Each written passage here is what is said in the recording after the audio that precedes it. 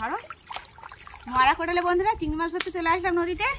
আর বেশ কিন্তু ভালোই চিংড়ি মাছ পড়ছে। আবারও একটা টানা দেবো, দেখি এখন কতটা চিংড়ি মাছ পড়ে।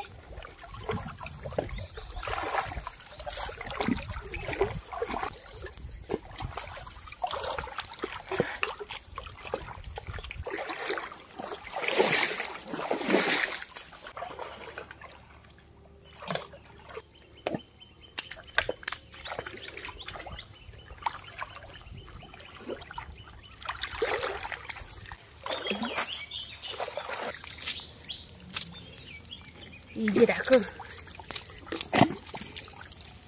কত বড় একটা চিংড়ি পড়েছে, চাওড়া চিংড়ি পড়েছে।